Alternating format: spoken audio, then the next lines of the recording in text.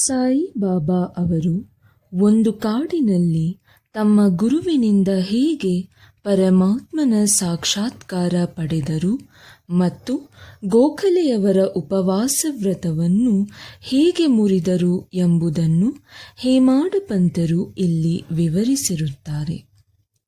ಇಲ್ಲಿ ಹೇಮಾಡ ಪಂತರು ಈ ಸಂಸಾರವನ್ನು ಬೇರು ಮೇಲಕ್ಕೂ ಕೊಂಬೆಗಳು ಕೆಳಕ್ಕೂ ಇರುವ ಅಶ್ವತ್ಥ ಮರದ ಉಪಮೆಯಿಂದ ವಿವರಿಸಿರುತ್ತಾರೆ. ಈ ಅಶ್ವತ್ಥ ಮರದ ಆದಿ ಅಂತ್ಯಗಳು ಗೊತ್ತಿರುವುದಿಲ್ಲ. ನಮ್ಮ ವಿರಕ್ತಿ ಎಂಬ ಬಲವಾದ ಖಡ್ಗದಿಂದ ಈ ವೃಕ್ಷದ ಬೇರುಗಳನ್ನು ಕಡಿದರೆ ಪುನಃ ಮರಳಿ ಬರಲಾಗದಂತಹ ಮಾರ್ಗವು ನಮಗೆ ಲಭಿಸುತ್ತದೆ. ಈ ಪಥದಲ್ಲಿ ಸಾಗಬೇಕಾದರೆ ಮಾರ್ಗದರ್ಶನ ಅಗತ್ಯ. ನಾವು ಎಷ್ಟೇ ವಿದ್ಯಾವಂತರಾಗಿರಲಿ, ಪಾಂಡಿತ್ಯವನ್ನು ಪಡೆದಿರಲಿ, ಮಾರ್ಗದರ್ಶನ ಬೆಂಬಲವಿಲ್ಲದೆ ನಾವು ನಮ್ಮ ನಿಶ್ಚಿತ ಗುರಿಯನ್ನು ಕ್ಷೇಮದಿಂದ ಮುಟ್ಟಲಾರೆವು. ಸರಿಯಾದ ಮಾರ್ಗ ತೋರಿಸುವ ಮಾರ್ಗದರ್ಶಕನಿದ್ದರೆ ಪ್ರಯಾಣವು ಸುಗಮವಾಗುತ್ತದೆ. ಬಾಬಾ ಅವರೇ ಹೇಳಿದ ಅವರ ಸ್ವಂತ ಅನುಭವವು ಆಶ್ಚರ್ಯಕರವಾಗಿದೆ. ಇದನ್ನು ಭಕ್ತಿ ಶ್ರದ್ಧೆಯಿಂದ ಕೇಳುವವರಿಗೆ ಮುಕ್ತಿ ಮಾರ್ಗ ದೊರೆಯುತ್ತದೆ. ಅನ್ವೇಷಣೆ. ಒಮ್ಮೆ ನಾವು 4 ಧಾರ್ಮಿಕ ಗ್ರಂಥಗಳನ್ನು ಅಭ್ಯಾಸ ಮಾಡುತ್ತಿದ್ದೆವು.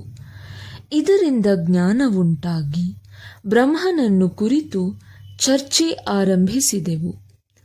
ಒಬ್ಬನು ನಮ್ಮ ಸ್ವಂತ ಪ್ರಯತ್ನದಿಂದಲೇ ಆತ್ಮಜ್ಞಾನವನ್ನು ಪಡೆಯಬೇಕು, ಇತರರಿಗೆ ಅಧೀನರಾಗಬಾರದು ಎಂದನು. ಎರಡನೆಯವನು, ಯಾರು ತಮ್ಮ ಇಂದ್ರಿಯಗಳನ್ನು ಹತೋಟಿಯಲ್ಲಿಟ್ಟುಕೊಂಡು ಶಕ್ತಿಯುಳ್ಳವರಾಗಿರುತ್ತಾರೆಯೋ ಅವರು ಆಶೀರ್ವದಿಸಲ್ಪಡುತ್ತಾರೆ, ಇತರರ ಸಹಾಯ ಬೇಕಿಲ್ಲ ಎಂದನು. ಮೂರನೆಯವನು, ಈ ಪ್ರಪಂಚವು ಯಾವಾಗಲೂ ಬದಲಾವಣೆಯಾಗುತ್ತಲಿದೆ, ನಿರಾಕಾರನು ನಿತ್ಯನು, ಸತ್ಯಮಿಥ್ಯಗಳ ವಿವೇಚನೆ ನಮಗೆ ಇರಬೇಕು ಎಂದನು. ನಾಲ್ಕನೆಯವನಾದ ನಾನು, ಅಂದರೆ ಬಾಬಾ, ಪುಸ್ತಕ ಜ್ಞಾನ ನಿಷ್ಪ್ರಯೋಜಕ ಎಂದು ಹೇಳಿ ಮುಂದುವರೆದು, ನಮ್ಮ ಕರ್ತವ್ಯಗಳನ್ನು ನಾವು ಮಾಡೋಣ. ನಮ್ಮ ದೇಹ, ಮನಸ್ಸು ಮತ್ತು ಪಂಚಪ್ರಾಣಗಳನ್ನು ಗುರುವಿನ ಪಾದಗಳಲ್ಲಿ ಅರ್ಪಿಸೋಣ. ಗುರುವೇ ಸರ್ವಾಂತರ್ಯಾಮಿ, ಗುರುವೇ ದೇವರು. ಈ ದೃಢ ನಂಬಿಕೆ ಉಂಟಾಗಬೇಕಾದರೆ ಗುರುವಿನಲ್ಲಿ ಅಪರಿಮಿತವಾದ ಭಕ್ತಿ ಮತ್ತು ಪ್ರೀತಿ ಅಗತ್ಯ ಎಂದನು. ಈ ರೀತಿ ಚರ್ಚಿಸುತ್ತಾ ನಾವು 4 ಜನ ದೇವರನ್ನು ಹುಡುಕುತ್ತಾ ಒಂದು ಕಾಡಿನಲ್ಲಿ ಹೊರಟೆವು. ಉಳಿದ 3 ತಮ್ಮ ಸ್ವಂತ ಪ್ರಯತ್ನ ಮಾಡಲು ಯತ್ನಿಸಿದರು. ಆಗ ಕಾಡು ನಿವಾಸಿ ವನಜಾರಿ ಒಬ್ಬನು ನಮ್ಮನ್ನು ದಾರಿಯಲ್ಲಿ ಸಂಧಿಸಿ, ಈ ಉರಿ ಬಿಸಿಲಿನಲ್ಲಿ ಎಲ್ಲಿಗೆ ಹೋಗುತ್ತಿದ್ದೀರಿ ಎಂದು ಪ್ರಶ್ನಿಸಿದನು. ಕಾಡಿನಲ್ಲಿ ಹುಡುಕುವುದಕ್ಕೆ ಎಂದು ಉತ್ತರ ಕೊಟ್ಟೆವು. ಅವನು, ಏನು ಹುಡುಕಾಡಲು ಎಂದು ವಿಚಾರಿಸಿದನು. ನಾವು ಅವನಿಗೆ ಮತ್ತೆ ಹಾರಿಕೆಯ ಉತ್ತರ ಕೊಟ್ಟೆವು.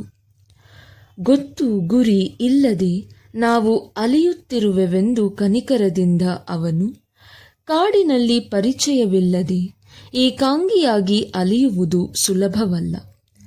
ನೀವು ಇಲ್ಲಿ ಸಂಚರಿಸಬೇಕಾದರೆ ಈ ದಾರಿಯಲ್ಲಿ ನುರಿತ ಮಾರ್ಗದರ್ಶಕನನ್ನು ಜೊತೆಯಲ್ಲಿ ಕರೆದುಕೊಂಡು ಹೋಗಬೇಕು. ವಿನಾಕಾರಣ ಈ ಉರಿ ಬಿಸಿಲಿನಲ್ಲಿ ಅಲೆದು ಯಾಕೆ ಬಳಲುವಿರಿ? ನೀವು ಹುಡುಕಲು ಹೊರಟಿರುವ ಉದ್ದೇಶ ನನಗೆ ಹೇಳುವುದು ಬೇಡ. ಸ್ವಲ್ಪ ಹೊತ್ತು ಕುಳಿತುಕೊಳ್ಳಿ, ಆಹಾರ ತೆಗೆದುಕೊಂಡು ಕೆಲವು ಕಾಲ ವಿಶ್ರಮಿಸಿ, ಅನಂತರ ಹೊರಡಿ. ಯಾವಾಗಲೂ ತಾಳ್ಮೆಯಿಂದಿರಿ ಎಂದನು. ಅವನ ಮೃದು ನುಡಿಗಳನ್ನು ಲೆಕ್ಕಿಸದೆ ಮುಂದೆ ನಡೆದೆವು. ನಾವು ಸ್ವಯಂ ಪರಿಪೂರ್ಣರು, ನಮಗೆಲ್ಲ ಗೊತ್ತಿದೆ, ಬೇರೊಬ್ಬರ ಅಗತ್ಯ ಇಲ್ಲ ಎಂಬ ಅಹಂಭಾವದಿಂದ ಅಲೆಯತೊಡಗಿದೆವು. ಹೀಗೆ ಅಲೆಯುತ್ತಾ ದಟ್ಟವಾದ ಅರಣ್ಯದ ಮಧ್ಯದಲ್ಲಿ ಹಾದಿ ತಪ್ಪಿದೆವು. ಅದೃಷ್ಟವಶಾತ್ ನಾವು ಹೊರಟ ಸ್ಥಳಕ್ಕೆ ಬಂದು ಸೇರಿದೆವು. ಆ ವನಜಾರಿ ನಮ್ಮನ್ನು ಪುನಃ ಸಂಧಿಸಿ, ನಿಮ್ಮ ಬುದ್ಧಿಯನ್ನೇ ನಂಬಿಕೊಂಡು ದಾರಿ ತಪ್ಪಿದಿರಿ. ವಿಷಯ ಸಣ್ಣದಿರಲಿ ದೊಡ್ಡದಿರಲಿ, ನಮಗೆ ಸರಿಯಾದ ಮಾರ್ಗ ದೊರೆಯಲು ಮಾರ್ಗದರ್ಶನ ಅಗತ್ಯ. ಹಸಿದ ಹೊಟ್ಟೆಯಲ್ಲಿ ಯಾವುದೇ ವಸ್ತುವಿನ ಅನ್ವೇಷಣೆಯನ್ನು ಮಾಡಬಾರದು. ದೇವರು ಇಚ್ಛಿಸದಿದ್ದಲ್ಲಿ ನಮ್ಮನ್ನು ಯಾರೂ ಸಂಧಿಸುವುದಿಲ್ಲ.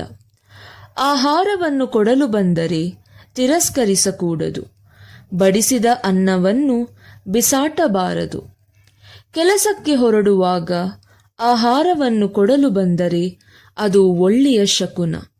ಕೆಲಸ ಜಯವಾಗುವುದು ಎಂದು ಹೇಳಿ ಪುನಃ ಆಹಾರವನ್ನು ಕೊಟ್ಟು ಸ್ವಲ್ಪ ವಿಶ್ರಮಿಸಲು ಹೇಳಿದನು.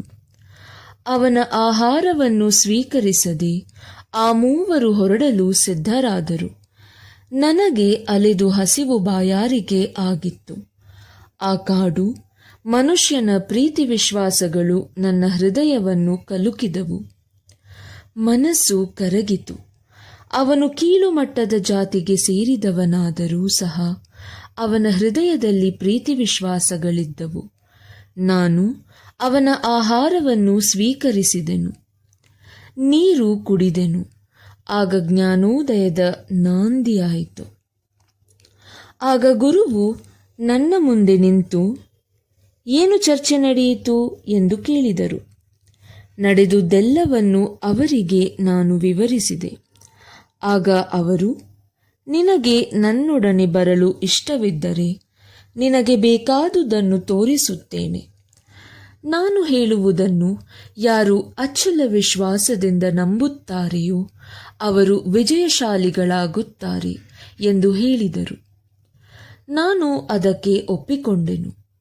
ಅವರು ನನ್ನನ್ನು ಒಂದು ಬಾವಿಯ ಹತ್ತಿರ ಕರೆದುಕೊಂಡು ಹೋಗಿ ನನ್ನ ಕಾಲುಗಳಿಗೆ ಹಗ್ಗ ಕಟ್ಟಿ ಹತ್ತಿರ ಇದ್ದ ಮರದಿಂದ ತಲೆ ಕೆಳಗೆ ಮಾಡಿ ತೂಗು ಹಾಕಿದರು. ನಾನು ನೀರಿನಿಂದ ಸ್ವಲ್ಪ ಮೇಲಕ್ಕಿದ್ದೆ. ಕೈಗೆ ನೀರು ಸಿಗುವಂತಿರಲಿಲ್ಲ. ಈ ರೀತಿ ನನ್ನನ್ನು ತೂಗು ಹಾಕಿ ಎಲ್ಲಿಯೋ ಹೊರಟು ಹೋದರು. ಮುಂದೆ 4-5 ಗಂಟೆಗಳ ನಂತರ ಬಂದು ಮೇಲಕ್ಕೆತ್ತಿ ಹಗ್ಗವನ್ನು ಬಿಚ್ಚಿ, ಚೆನ್ನಾಗಿ ಇದ್ದೀಯಾ ಎಂದು ಕೇಳಿದರು. ಅಮಿತಾನಂದದಲ್ಲಿದ್ದೆ. ಅದನ್ನು ನನ್ನಂತಹ ಪಾಮರನು ಹೇಗೆ ವಿವರಿಸಲು ಸಾಧ್ಯ ಎಂದು ಕೇಳಿದೆನು. ಇದನ್ನು ಕೇಳಿದ ಗುರುವು ಸಂತೋಷದಿಂದ ನನ್ನನ್ನು ಸಮೀಪಕ್ಕೆ ಬರಮಾಡಿಕೊಂಡು ತಲೆ ಸವರಿ ಅಪ್ಪಿಕೊಂಡರು. ಹಕ್ಕಿ ತನ್ನ ಮರಿಯನ್ನು ನೋಡುವಂತೆ ನನ್ನನ್ನು ನೋಡಿದರು. ತಮ್ಮ ಗುರುಕುಲಕ್ಕೆ ಸೇರಿಸಿಕೊಂಡರು. ಗುರುಕುಲ ಎಷ್ಟು ರಮ್ಯವಾಗಿತ್ತು! ಅಲ್ಲಿರುವಾಗ ನಾನು ನನ್ನ ಮಾತಾಪಿತರನ್ನು ಮರೆತೆನು. ಮೋಹ ಮಮತೆಗಳು ದೂರವಾದವು. ಮುಕ್ತನಾದೆನು.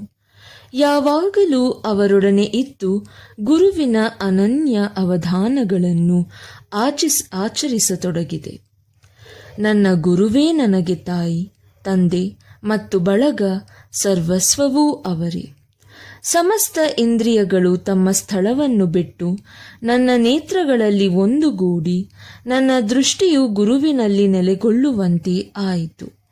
ಈ ರೀತಿ ಗುರುವೇ ನನ್ನ ಧ್ಯಾನದ ವಸ್ತುವಾದರು. ಬೇರೆ ತರದ ಅನೇಕ ಶಾಲೆಗಳಿವೆ. ಶಿಷ್ಯರು ಅಲ್ಲಿಗೆ ಜ್ಞಾನ ಸಂಪಾದನೆಗೋಸ್ಕರ ಹೋಗಿ ಹಣವನ್ನು ವೆಚ್ಚ ಮಾಡಿ ಕೊನೆಗೆ ನಿರಾಶರಾಗುತ್ತಾರೆ. ಅಲ್ಲಿ ಗುರುವು ತನ್ನ ಜ್ಞಾನವನ್ನು ಪ್ರಶಂಸೆ ಮಾಡಿಕೊಳ್ಳುತ್ತಾನೆ. ತಮ್ಮ ಘನತೆಯನ್ನು ತಾನೇ ಹೊಗಳಿಕೊಳ್ಳುತ್ತಾನೆ. ಎಲ್ಲವೂ ತೋರಿಕೆ ಮಾತ್ರ. ಅವನ ಹೃದಯವು ಮಾತ್ರ ಮೃದುವಾಗಿರುವುದಿಲ್ಲ. ಶಿಷ್ಯರ ಮುಂದೆ ಆತ್ಮ ಪ್ರಶಂಸೆ ಮಾಡಿಕೊಂಡು ಅವರ ಹೃದಯವನ್ನಾಕರ್ಷಿಸಲು ಪ್ರಯತ್ನ ಪಡುತ್ತಾನೆ. ಆದರೆ ಅದು ಶಿಷ್ಯರಿಗೆ ಉಪಯೋಗವಿಲ್ಲ. ಆತ್ಮಜ್ಞಾನದ ದೃಷ್ಟಿಯಿಂದ ಅವನಲ್ಲಿ ಯಾವ ಸತ್ವವೂ ಇರುವುದಿಲ್ಲ. ಇಂತಹ ಶಾಲೆಗಳಿಂದ ಶಿಷ್ಯರಿಗೆ ಆಗುವ ಪ್ರಯೋಜನವಾದರೂ ಏನು? ಆದರೆ ಈ ಹಿಂದೆ ತಿಳಿಸಿದ ಗುರುವಿನ ವಿಷಯವೇ ಬೇರೆ. ಅವರು ಅದ್ವಿತೀಯ ಗುಣದ ವ್ಯಕ್ತಿ. ಅವರ ದಯೆಯಿಂದ ಜ್ಞಾನವು ತನಗೆ ತಾನಾಗಿಯೇ ಲಭಿಸುತ್ತದೆ. ಈ 4 ಜನಗಳಲ್ಲಿ ಒಬ್ಬ ಕೆಲವು ಧಾರ್ಮಿಕ ವಿಧಿಗಳನ್ನು ಹೇಗೆ ಆಚರಿಸಬೇಕೆಂಬುದನ್ನು ಅರಿತವನಿದ್ದ. ಇನ್ನೊಬ್ಬನು ಜ್ಞಾನವನ್ನು ಪಡೆದಿರುವೆನೆಂಬ ಅಹಂಭಾವ ಇದ್ದವನಾಗಿದ್ದ. ಮೂರನೆಯವ ಪರಮಾತ್ಮನೇ ಸರ್ವಕ್ರಿಯಾತ್ಮಕನು ಎಂದು ನಂಬಿದ್ದ. ಅವರು ಚರ್ಚೆ ಮಾಡುತ್ತಿದ್ದಾಗ ಪರಮಾತ್ಮನ ಪ್ರಶ್ನೆ ಉದ್ಭವಿಸಿ ಅವರು ದೇವರ ಅನ್ವೇಷಣೆಗೆ ತೊಡಗಿದರು. ವಿವೇಕಶಾಲಿಯೂ ವಿಚಾರಪರರೂ ಆದ ಅವತಾರರೂಪಿ ಸಾಯಿಬಾಬಾ ನಾಲ್ಕನೆಯವರು. ಅವರೇ ಸ್ವತಃ ಬ್ರಹ್ಮನ ಅವತಾರ ರೂಪಿಯಾಗಿದ್ದರೂ ಇತರರೊಡನೆ ಸೇರಿ ಹಾಗೆ ಏಕೆ ವರ್ತಿಸಿದರೆಂದು ಕೆಲವರು ಕೇಳಬಹುದು. ಅದಕ್ಕೆ ಬಾಬಾ ಅವರು ಜನಸಾಮಾನ್ಯರ ಕಲ್ಯಾಣಕ್ಕಾಗಿ ಮತ್ತು ಅವರಿಗೆ ಪಾಠ ಕಲಿಸುವುದಕ್ಕಾಗಿ ಈ ರೀತಿ ಮಾಡಿದರೆಂದು ಹೇಳಬಹುದು. ಅವರೇ ಅವತಾರ ರೂಪಿಯಾಗಿ ಕೆಳಮಟ್ಟದ ವನಜಾರಿಯ ಅದರಾತಿಥ್ಯವನ್ನು ಸ್ವೀಕರಿಸಿ ಆಹಾರವನ್ನು ಬ್ರಹ್ಮನೆಂದು ಬಗೆದು ಊಟ ಮಾಡಿದರು.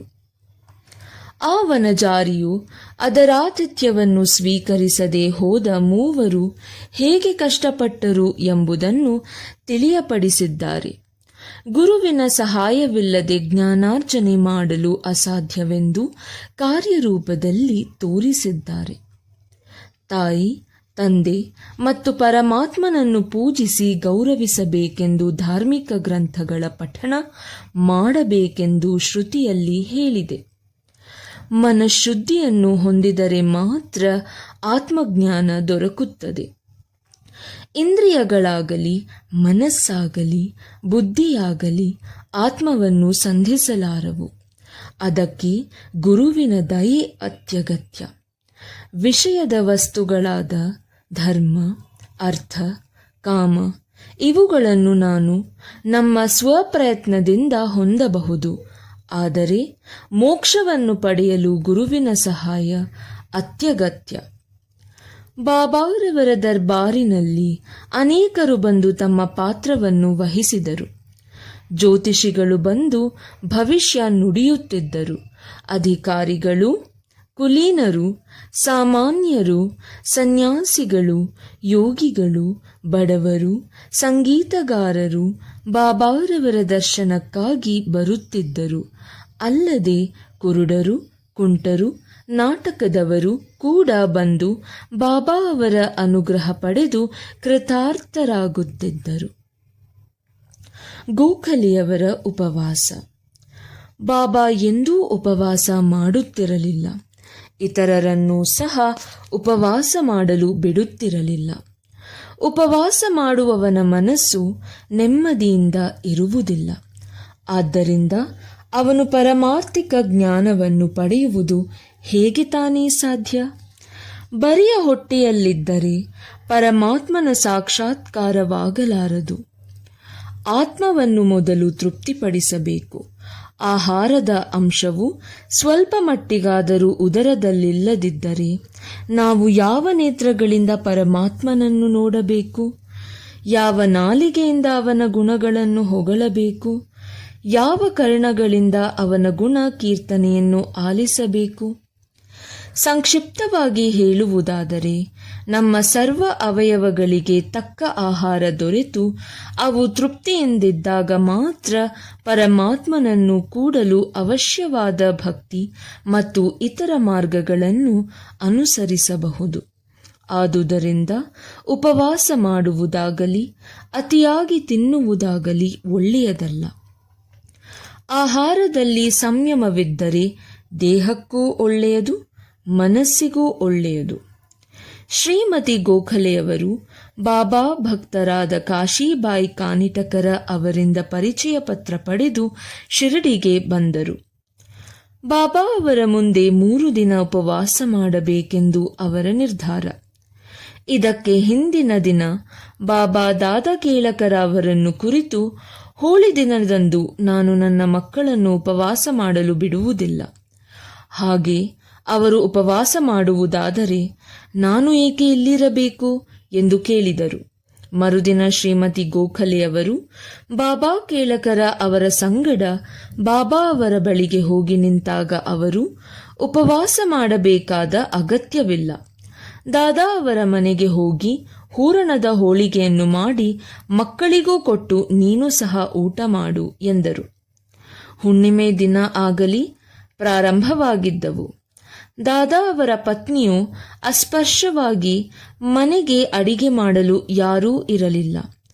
ಬಾಬಾ ಅವರ ಮಡಿ ಸಮಯೋಚಿತವಾಗಿದ್ದಿತು. ಶ್ರೀಮತಿ ಗೋಖಲೆಯವರು ಅವರ ಮನೆಗೆ ಹೋಗಿ ಅಡುಗೆ ತಯಾರಿಸಿ ಎಲ್ಲರೊಡನೆ ತಾವೂ ಊಟ ಮಾಡಿದರು. ಬಾಬಾ ತಮ್ಮ ಬಾಲ್ಯ ಜೀವನದ ಬಗ್ಗೆ ಈ ರೀತಿ ಹೇಳಿರುತ್ತಾರೆ. ನಾನಿನ್ನೂ ಚಿಕ್ಕವನಾಗಿದ್ದೆ. ಉದರ ನಿರ್ವಹಣೆಗೆ ಕೆಲಸ ಹುಡುಕುತ್ತಾ ಬೀಡಗಾಂವಕ್ಕೆ ಹೋದೆ. ಅಲ್ಲಿ ನನಗೊಂದು ಕೆಲಸ ದೊರಕಿತು. ಬಹಳ ಕಷ್ಟಪಟ್ಟು ಕೆಲಸ ಮಾಡಿದೆ. ಮಾಲಕ ನನ್ನ ಕೆಲಸವನ್ನು ಮೆಚ್ಚಿದನು. ನನ್ನೊಡನೆ ಇನ್ನೂ 3 ಕೆಲಸ ಮಾಡುತ್ತಿದ್ದರು. ಒಬ್ಬನಿಗೆ 50 ರೂಪಾಯಿ, ಇನ್ನೊಬ್ಬನಿಗೆ 100 ರೂಪಾಯಿ, ಮೂರನೆಯವರಿಗೆ 150 ರೂಪಾಯಿ ಸಂಬಳ ಕೊಡುತ್ತಿದ್ದರು. ನನಗೆ ಇದೆಲ್ಲದರ 2ರಷ್ಟು ಕೊಟ್ಟರು. ನನ್ನ ಬುದ್ಧಿವಂತಿಕೆ ಮತ್ತು ದಕ್ಷತೆಯನ್ನು ನೋಡಿ ಮಾಲೀಕ ಪ್ರೀತಿಯಿಂದ ನನಗೆ ಬಟ್ಟೆ, ಪೇಟ, ಒಂದು ಶಲ್ಯ ಇವುಗಳನ್ನು ಬಹುಮಾನವಾಗಿ ಕೊಟ್ಟರು. ಆದರೆ ನಾನು ಅವುಗಳನ್ನು ಉಪಯೋಗಿಸದೆ ಹಾಗೆಯೇ ಇಟ್ಟೆನು. ಮಾನವರು ಕೊಡುವುದು ಬಹುಕಾಲ ಉಳಿಯಲಾರದು, ಆದರೆ ನನ್ನ ಸರ್ಕಾರ ದೇವರು ಕೊಡುವುದು ಮಾತ್ರ ಕೊನೆಯ ತನಕ ಉಳಿಯುತ್ತದೆ ಮತ್ತು ಪರಿಪೂರ್ಣವಾದುದಾಗಿರುತ್ತದೆ. ಮಾನವನು ಕೊಡುವ ಯಾವ ಬಹುಮಾನವೂ ದೇವರು ದಯಪಾಲಿಸುವ ಬಹುಮಾನಕ್ಕೆ ಸರಿಯಾಗಲಾರದು. ನನ್ನ ದೇವರು ತೆಗೆದುಕೋ ತೆಗೆದುಕೋ ಎಂದು ಎಷ್ಟು ಹೇಳಿದರೂ ನನ್ನ ಹೇಳಿಕೆಯನ್ನು ಯಾರೂ ಗಮನಿಸುವುದಿಲ್ಲ. ನನ್ನ ಭಂಡಾರ ಧಾರ್ಮಿಕ ಸಂಪತ್ತು, ಅದು ಯಾವಾಗಲೂ ತುಂಬಿರುತ್ತದೆ. ಅದನ್ನು ಅಗೆದು ಗಾಡಿಯಲ್ಲಿ ತುಂಬಿಕೊಂಡು ಹೋಗಿ ಎಂದು ಹೇಳುತ್ತಾನೆ.